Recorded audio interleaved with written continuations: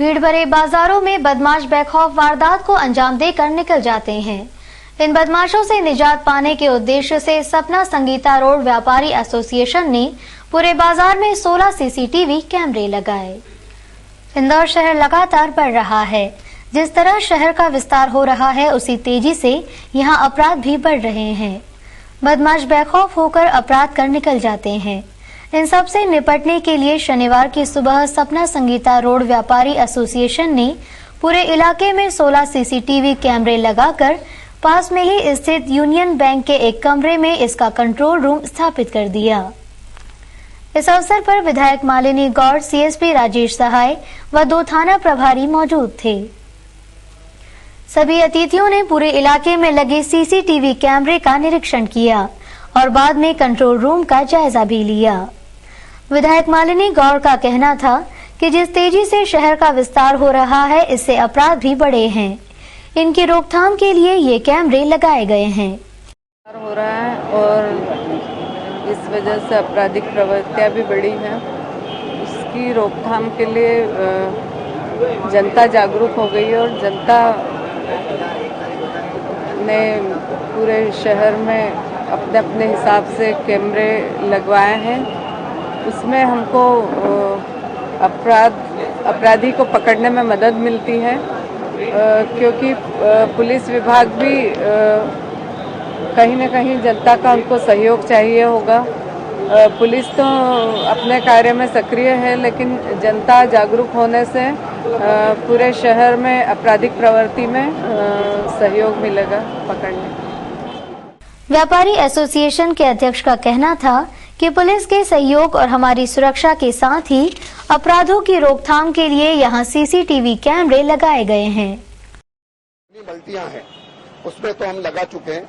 अब हमारे गलियों में और रोड पर हम चाहते हैं कि पूरे इस व्यापारिक क्षेत्र को, चाहे वो जनता का कॉलोनी क्षेत्र हो चाहे व्यापारिक क्षेत्र हो, सभी पर हम जो है सीसीटीवी कैमरे से नजर रखें। कारण क्या, पिछले समय में ये देखने में आया, बड़े बड़े अपराध जो इंदौर में हुए और सब जगह पुलिस प्रशासन ने कार्रवाई की और जहां जहां सीसीटीवी कैमरे पर उन्होंने निगाह डाली, अपराधी पकड़े गए।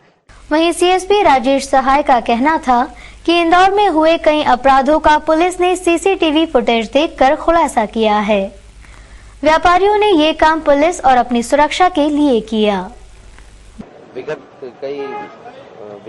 कुछ अपराध, जो संवेदनशील अपराध जो घटित हुए थे इंदौर शहर में, उसमें सीसीटीवी कैमरे की मदद से जो है उसको ट्रेस भी किया गया, आरोपियों को पकड़ा भी गया है।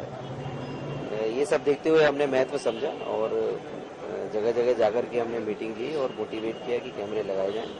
सपना संगीता क्षेत्र है जो उसका पहला एग्जाम्पल है, जहां पर पब्लिक की मदद से, जनप्रतिनिधि की सहायता से यहाँ पर कैमरे लगवाए गए।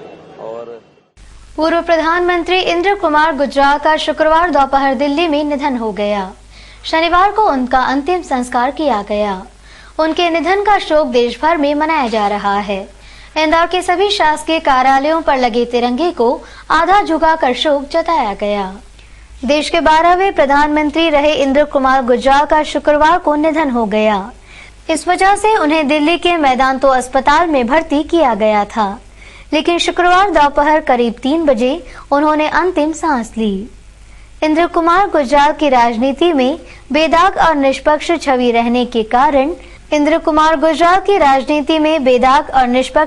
रहने के कारण सत्ता पक्ष के साथ विपक्षी नेता भी उनकी प्रशंसा करते नहीं थकते थे।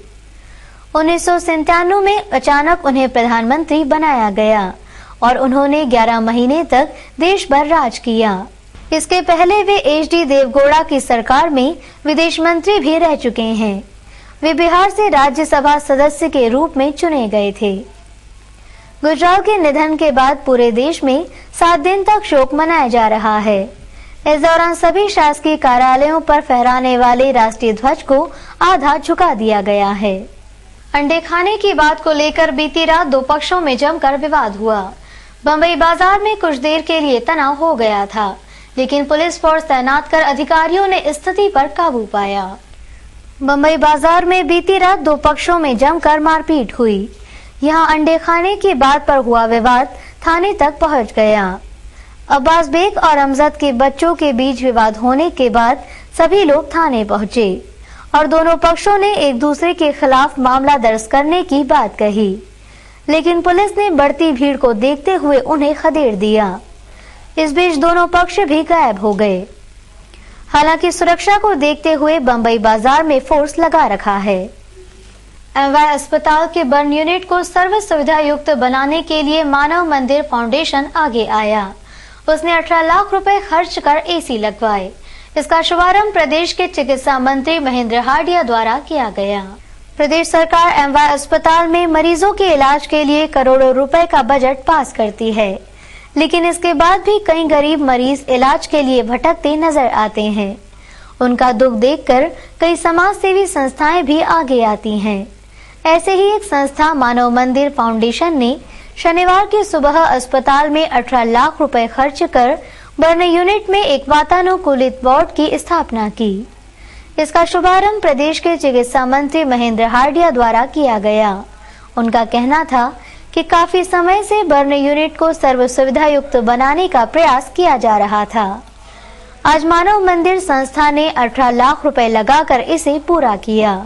इसके साथ ही अस्पताल के बर्न यूनिट को सर्व सुविधा युक्त बनाया जाएगा। मानव मंदिर फाउंडेशन करके संस्था है, उसने इसका बीड़ा उठाया है और इसको पूरा इसका नवीनीकरण करने का काम हम प्रारंभ करेंगे।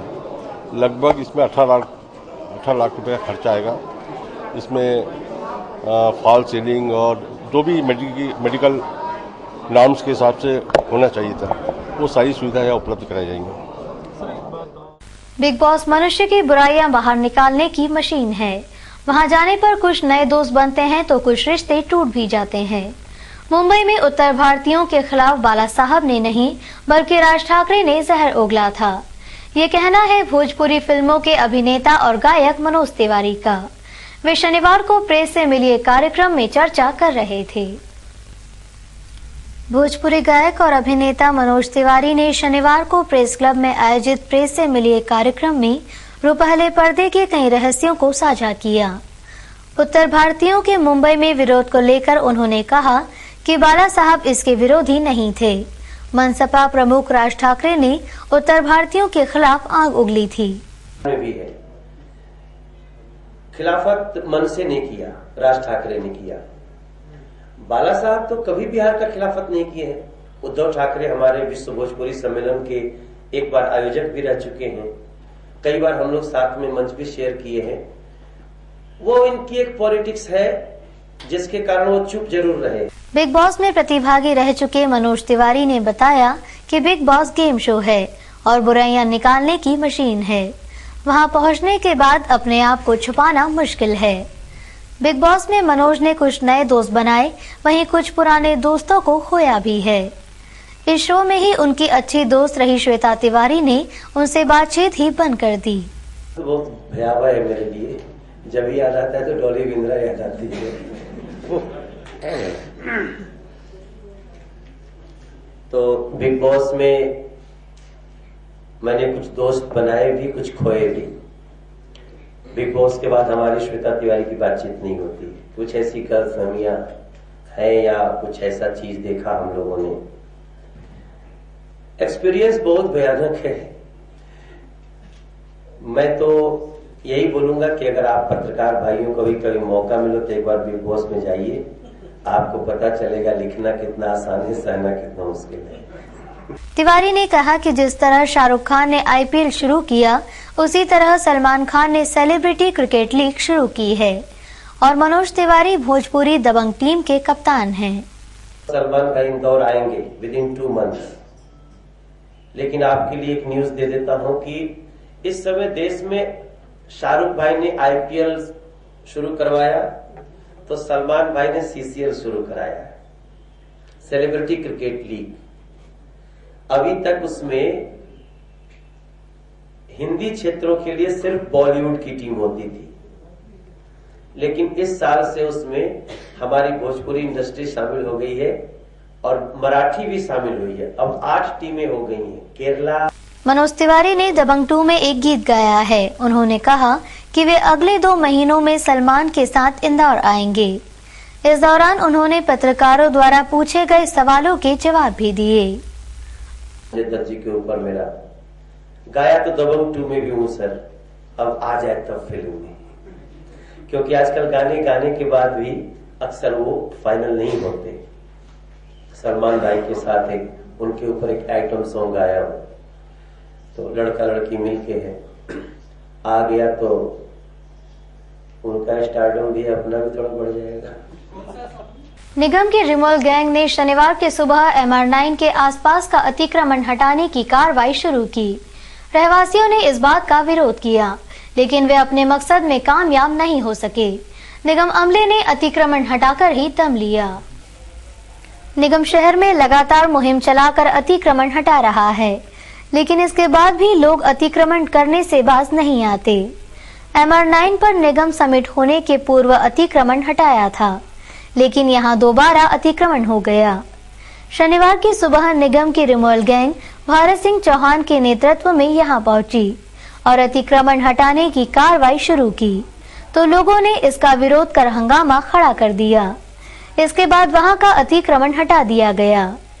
इस बारे में भारत सिंह का कहना था, बार बार शिकायत आ रही थी, बार बार हम हिदायत दे रहे हैं, उसके बावजूद भी इन लोगों ने नहीं हटाया। तो आज कुछ सामान जब्त करा, कुछ गुमटी जब्त करी और जेसीबी द्वारा पूरा मैदान में नालियां बना के ये क्लियर कर रहे हैं। और आने वाले भविष्य में यहाँ पे कोई गुमटी ठेला विहीन रखेंगे। नगर निगम सतत कार्रवाई करेगी। शनिवार को विश्व एड्स दिवस मालवा मिल बीमा अस्पताल में औपचारिक रूप से मनाया गया। इस शालीन समारोह के मुख्य अतिथि महेंद्र हार्डिया थे। स्कूली बच्चों ने भी इस कार्यक्रम में शिरकत की। शनिवार को पूरे विश्व में एड्स दिवस मनाया जा रहा है। इंदौर में भी मालवा मिल स्थित अस्पताल में प्रदेश के चिकित्सा मंत्री महेंद्र हार्डिया के मुख्य आतिथ्य में मनाया गया। गौरतलब है कि देश के पूर्व प्रधानमंत्री गुजराल का निधन होने की वजह से 3 दिन का राष्ट्रीय शोक घोषित होने की वजह से ये कार्यक्रम केवल औपचारिक रूप से मनाया गया। स्कूली बच्चों ने एड्स के चिन्ह की आकृति भी बनाई थी।